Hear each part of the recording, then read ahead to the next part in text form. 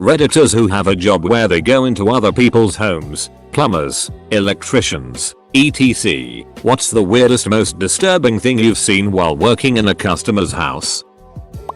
Food bank delivery to homebound elders. I always fill 2 banana boxes, around 1.5 by 3 foot deep, of all types of food and deliver to his house. One time after delivering to him for 3 years I have to come inside because he hurt his foot. He had never thrown out a single box. They lined every wall and entrance. He built a castle around his bed, and a series of paths through his house. It was like thighs pillow forts you would make as a kid but with boxes. I asked him if he wanted help getting rid of them and he said no. That it was fun and helped with his dimension. He's super fun. Edit. I'm letting it stay. I'm a face painter who does children's birthday parties. I've never had any super sketchy experiences. Just a few rundown homes but the kids always have fun. I went to one house. Kinda messy and smelly, but no big deal. I started setting up my supplies and I heard a weird peep sound above me. I look up to see a guinea pig running through a clear plastic tube attached to the ceiling. Then I take a good look around the house and notice the whole place is covered with a network of guinea pig tubes. The mom noticed me looking around and nonchalantly told me they have like 10 guinea pigs. My boyfriend is a locksmith. During the 2008 recession, Las Vegas had thousands of homes that were getting repoed or abandoned. The company he worked for would have him go and change the locks to keep people out. And usually this happened in the middle of the night to limit the possibilities of running into owners of the properties. I sometimes tagged along, mostly to explore some of the ridiculously big houses that people had just left, but helped some of the time. This one house looked totally normal from the outside. You couldn't tell any difference from any of the other cookie cutter, planned development homes. But inside, in every room, there were those timeout dolls. If you have never seen them, they are a doll that stands against the wall with its hands up to its face, and even more creepy, usually they have no face, but they look like a kid hiding their face or pouting after being put in a timeout. When I say they were in every room, I mean every single room, and not just one, but dozens, lining the walls, not laying down, but standing up against every wall of the house. The house's electricity had been shut off, so all we had was flashlights. Walking into each room, it did not get less creepy seeing doll after doll. He is already afraid of dolls and this made it so much worse. Altogether we counted 63, but there might have been more. I'm an electrician and I was troubleshooting a bad outlet in the bathroom of a former NFL player. I was taking all the outlets apart, following them to see if I could trace out the homerons when he comes in and starts talking football. We are in the middle of talking when he just walks over to the toilet and starts taking a shit. I couldn't see him, but there was just a little pony wall between us. He didn't even stop telling his story. It was crazy. I walked out because of the smell. He came out a little later and it was like nothing ever happened. I delivered pizza for about 2 years. I had to deliver to a local motel pretty frequently. One day I go to deliver and a large lady, I'm talking 6 feet 0 inches 220, was decked out in dominatrix attire. She answered the door ready to get down to business, then immediately closed the door and threw a robe on. She apologized profusely and then tipped me $10 for the situation. Edit. To answer some questions. Sure, I could have gone in, but when these situations come up at 16 you never play them like you think you would. Also, she took one look at me and probably thought I was way too young to be her client. Damn baby face, I look like I'm 20, I'll be 30 soon.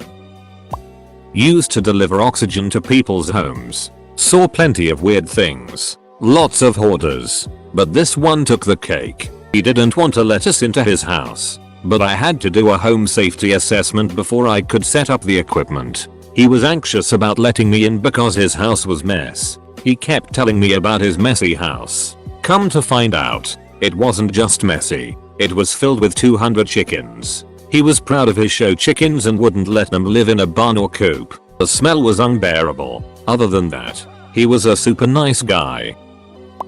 Long ago I did estimates for fire and water damage repairs for a restoration company. This couple had a smallish fire in their bedroom. When I enter the home it's seemingly normal. Smells like smoke. There was a fire. Makes sense. They take me to the bedroom and it was the mattress that had endured the majority of the fire. along with some of the wall above the head of the bed and smoke damage to the ceiling. Next to each side of the bed are 10-gallon buckets filled to the brim with cigarette butts, and hundreds of spilled over butts all over the floor. I was just in awe how they could live like this in their bedroom, especially since the rest of their home seemed tidy and normal. Also completely beyond me why they wouldn't clean that it up after the fire if for no other reason than insurance adjusters being able to blame them, rightly, and possibly not pay out. How did the fire start, I asked. Required to ask. No idea, the husband replied. Inspecting an oven a tenant had complained was smoking. Yup, it definitely was. Tenant thought an oven could be used like an outdoor grill. Had been cooking meat directly on the oven racks and all that glorious fat and grease just accumulated in the bottom of the oven and the little drawer underneath for months. How he didn't burn down the whole damn building is beyond me. I also patched a bullet hole in a shared wall ceiling between apartments. One tenant let his girlfriend play with his loaded gun. She stupidly and accidentally fires it into next door neighbor's apartment. Neighbor was playing video games and didn't notice a bullet come through his wall into the ceiling. Had no clue until the gun-owning boyfriend knocked at his door in a panic and was relieved to see him alive. Hoopsie. Edit. Thanks for the silver. Kind stranger. Edit 2. Bloody awesome. My top comment isn't about a bag of used tampons anymore. A few years back I worked as an electrician. I found a guy with a rifle laying next to him where he had tried to blow his head off through his mouth. But he had missed the vital parts. Brain and blood was all over the bed but he was still breathing. He was in coma state of mind. Heard later that he died that day. Edit. More info in the gilded comment below. Disturbing? Not at all. Weird. A bit. I was a medical equipment delivery guy for a couple years. Went into a dementia patient's house and had to instruct his caretaker on how to set up a large tank of O2. As I was kneeling down, my phone went off with my really low-key notification tone, which was a singular beep. Well, the pet bird nearby seemed to have taken a shine to that noise and mimicked it perfectly in tone and volume.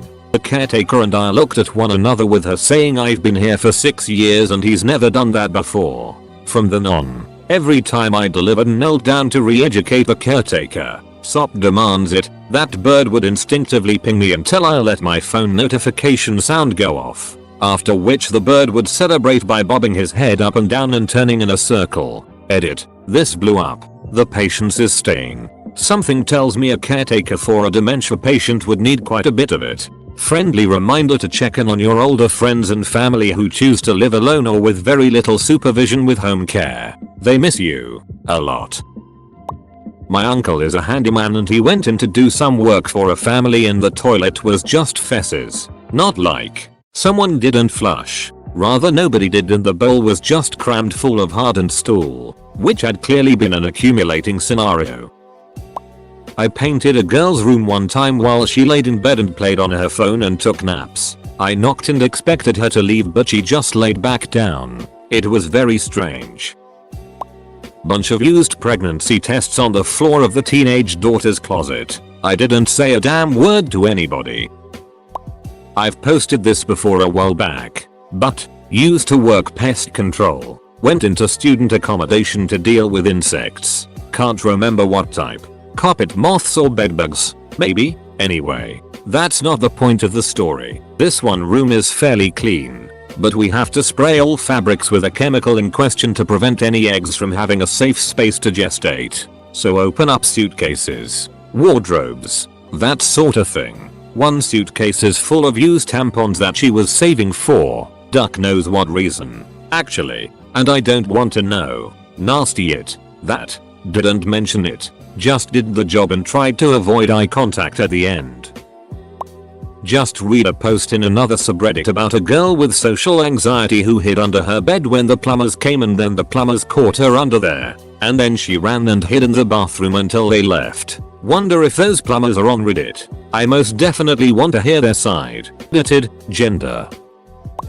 I tutor privately so sometimes I meet clients at their homes. One lady had a huge shrine to Bob Badella, which is really confusing because usually women attracted to serial killers gravitate toward the attractive ones.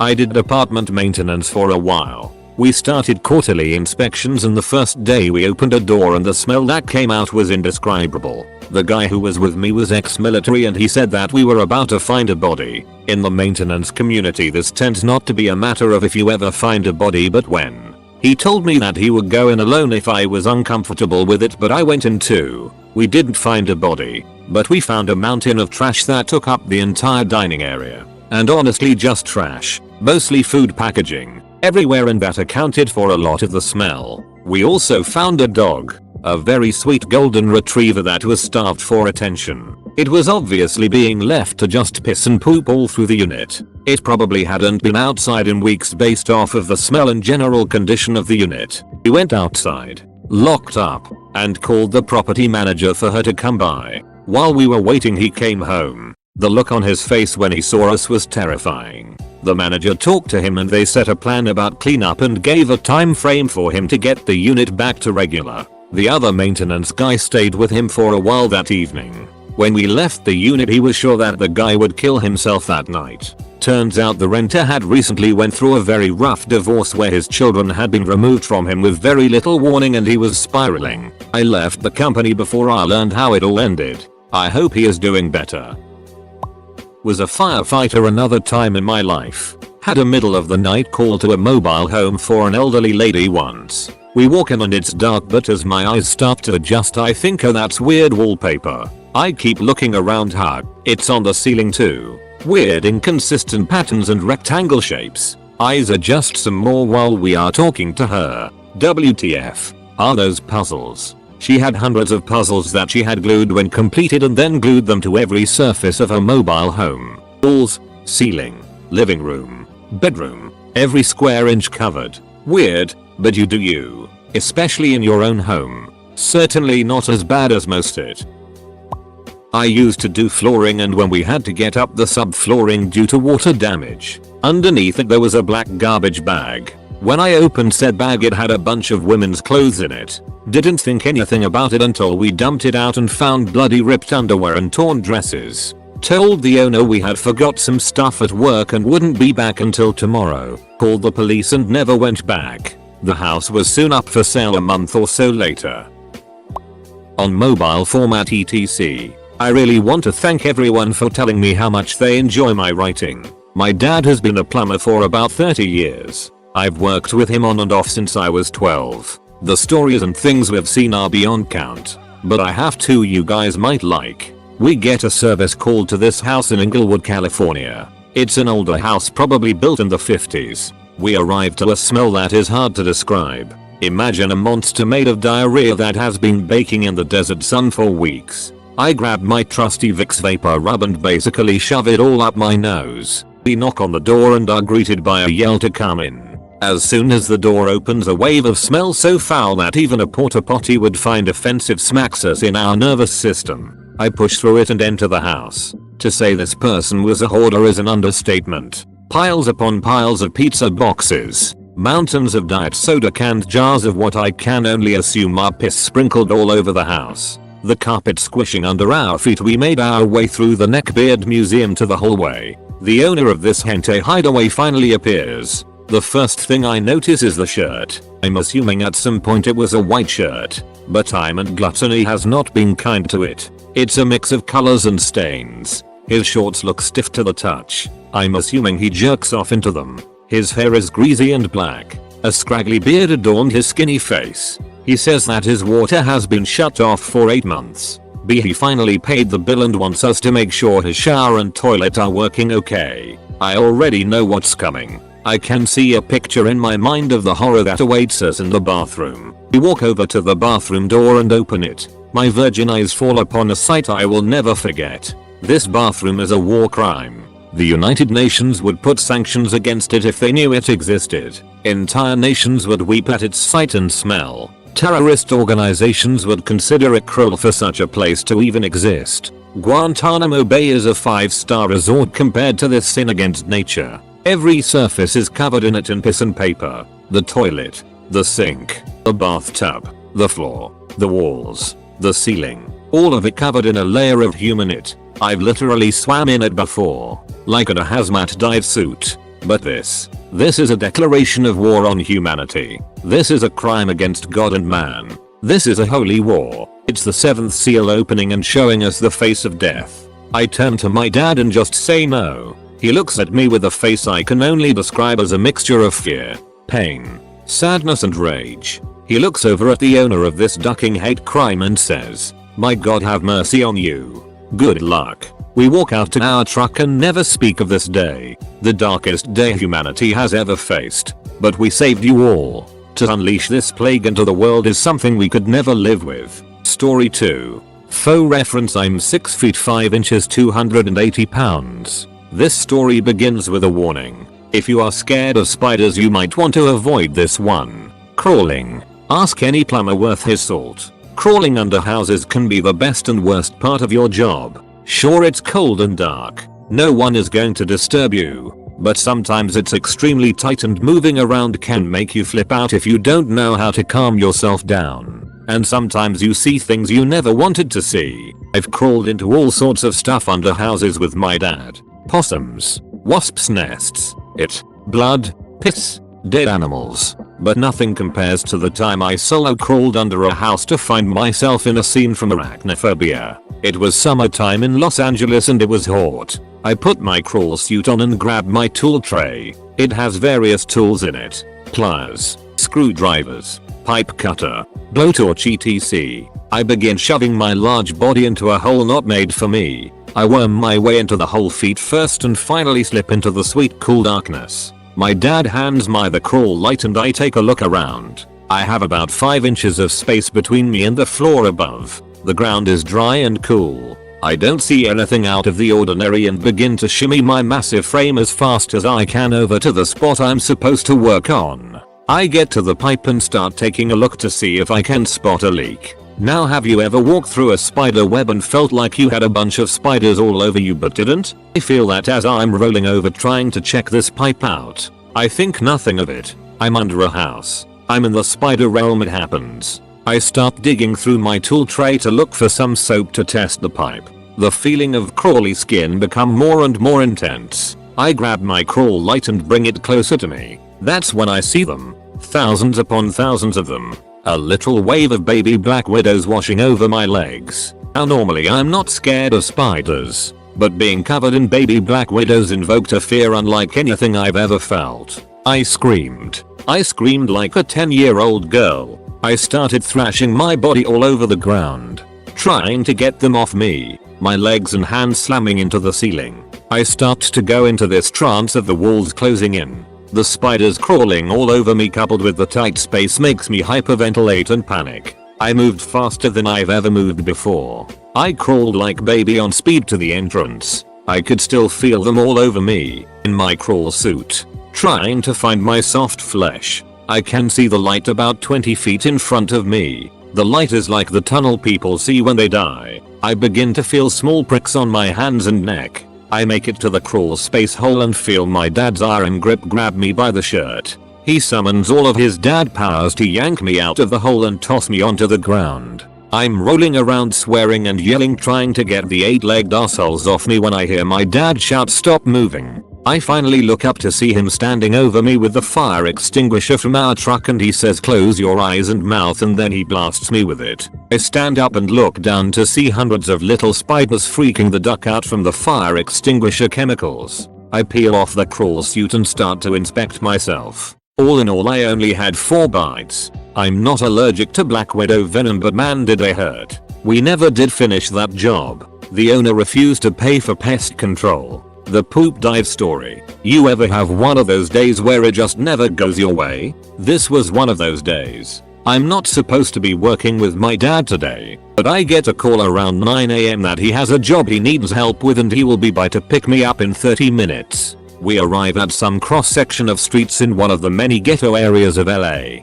I see city trucks and workers huddled around a sewage access panel. My first thought is, this is strange. Why is the city here? We exit the truck and walk over to the group, and that's when the smell hits me. My feeble vocabulary can't begin to describe the foul stench wafting from that hole in the ground. It's like an atom bomb made of hot all-you-can-eat Indian food. Diarrhea was dropped on a city made of week-old animal carcasses that had been dipped in a volcano's asshole. It smelled so bad that I was physically hit by it. Like Mike Tyson had covered his hands in Mitchell Morzit to add poison damage to his strikes. Like if a sentient poo monster had declared war on my very being. It smelled like someone who should be dead had violently eaten a Sears dishwasher and hit steam. It smelled like the Civil War had sex with the Vietnam War and had a baby that was a gangrenous puss-filled maggot-ridden dumpster full of dead skunks in the summer fart monster. We approach the group of city workers and my dad starts to fill me in on the situation.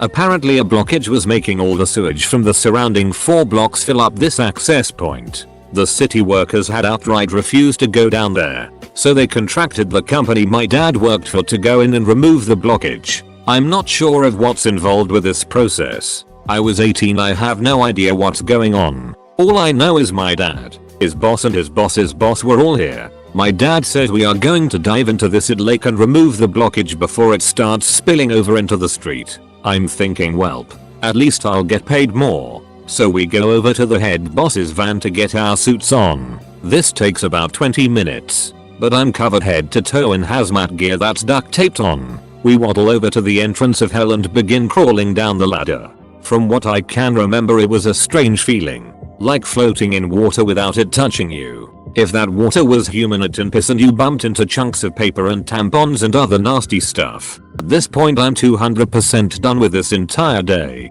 I'm just floating at the surface holding the lead to my dad's wire. I feel a tug, which means he is ready to come back up. His head breaks the surface of liquid and he yells, "Ducking tree down there."